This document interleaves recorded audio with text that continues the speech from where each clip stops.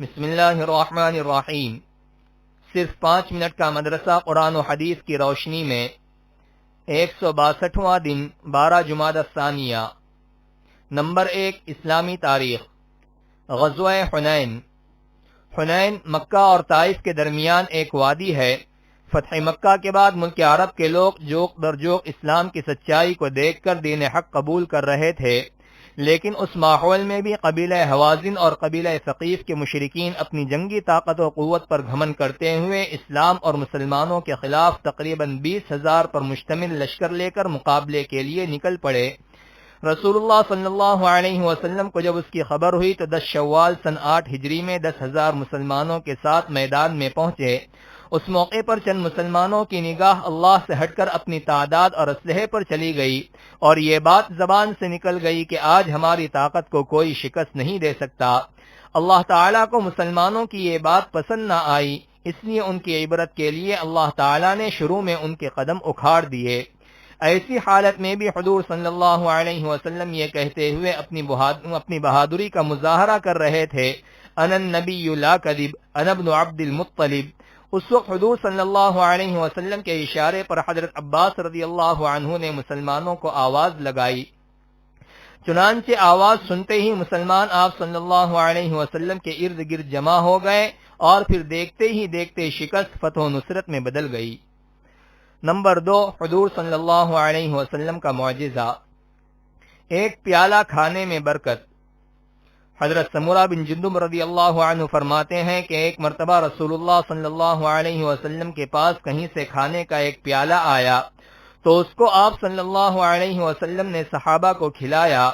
ایک جماعت کھانا کھا کر فارغ ہوتی، پھر دوسری جماعت بیٹھتی۔ یہ سلسلہ صبح سے ظہر تک چلتا رہا۔ ایک آدمی نے حضرت سمرہ سے پوچھا، کیا کھانا بڑھتا تھا؟ تو حضرت سمرہ نے فرمایا، اس میں تعجب کی کیا بات ہے، کھانا آسمان سے اترتا تھا۔ نمبر 3، ایک فرض کے بارے میں۔ حلال پیشہ اختیار کرنا۔ رسول اللہ صلی اللہ علیہ وسلم نے فرمایا، اللہ کے حقوق و فرائض کے بعد حلال روزی کمانا بھی فرض ہے۔ نمبر 4، ایک سنت کے بارے میں۔ چند چیزوں سے پناہ مانگنے کی دعا۔ رسول اللہ صلی اللہ علیہ وسلم یہ دعا پڑھتے تھے، اللہم انی اعوذ بک من العجز والکسل والجبن والحرم واعوذ بک من فتنة المحیا والممات۔ ترجمہ، اے اللہ میں بے بسی، کاہلی، بزدلی اور حد سے زیادہ بڑھاپے سے پناہ مانگتا ہوں، اور زندگی و موت کے فتنے سے بھی پناہ مانگتا ہوں۔ نمبر 5، ایک اہم عمل کی فضیلت۔ اللہ کے واسطے کھانا کھلانا۔ رسول اللہ صلی اللہ علیہ وسلم نے فرمایا، مجھے اپنے مسلمان بھائی کو اللہ کے واسطے صرف ایک لقمہ کھلانا 1 درہم صدقہ کرنے سے زیادہ محبوب ہے، اور اللہ کے واسطے کسی بھائی کو 1 درہم دینا 10 درہم صدقہ کرنے سے زیادہ محبوب ہے، اور اللہ کے واسطے کسی بھائی کو 10 درہم دینا 1 غلام آزاد کرنے سے زیادہ محبوب ہے۔ نمبر 6، ایک گناہ کے بارے میں۔ سچی گواہی کو چھپانا۔ قرآن میں اللہ تعالیٰ فرماتا ہے، تم گواہی مت چھپایا کرو، اور جو شخص اس کو یعنی گواہی کو چھپائے گا تو بلا شبہ اس کا دل گنہگار ہوگا، اور اللہ تعالیٰ تمہارے کیے ہوئے کاموں کو خوب جانتا ہے۔ نمبر 7، دنیا کے بارے میں۔ دنیا چاہنے والوں کا انجام۔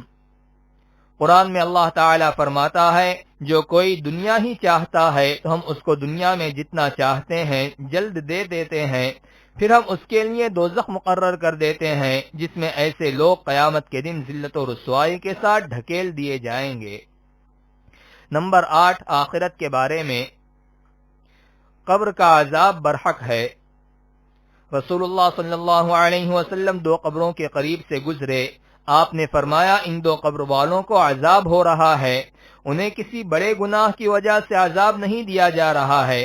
ان میں سے ایک تو پیشاب کے چھینٹوں سے نہیں بچتا تھا، اور دوسرا چغل خوری کیا کرتا تھا۔ فائدہ، اس حدیث سے معلوم ہوا کہ قبر کا عذاب برحق ہے، اور انسانوں کو اپنے گناہوں کی سزا قبر سے ہی ملنی شروع ہو جاتی ہے۔ نمبر 9، طب نبوی سے علاج۔ کلونجی میں ہر بیماری کا علاج ہے۔ رسول اللہ صلی اللہ علیہ وسلم نے فرمایا تم اس کلونجی کو استعمال کرو کیونکہ اس میں موت کے علاوہ ہر بیماری کی شفا موجود ہے۔ فائدہ: علامہ ابن قیم رحمۃ اللہ علیہ فرماتے ہیں اس کے استعمال سے اپھارا یعنی پیٹ پھولنا ختم ہو جاتا ہے۔ بلغمی بخار کے لیے نفع بخش ہے۔ اگر اس کو پیس کر شہد کے ساتھ معجون بنا لیا جائے اور گرم پانی کے ساتھ استعمال کیا جائے تو گردے اور مثانے کی پتھری کو گلا کر نکال دیتی ہے۔ نمبر 10، نبی صلی اللہ علیہ وسلم کی نصیحت۔ رسول اللہ صلی اللہ علیہ وسلم نے حضرت معاذ رضی اللہ عنہ کو یمن بھیجتے وقت فرمایا مظلوم کی بد دعا سے بچنا کیونکہ اس کے اور اللہ کے درمیان کوئی حجاب نہیں ہے، یعنی مظلوم کی دعا بلا روک ٹوک اللہ کے دربار میں پہنچ کر قبول ہوتی ہے۔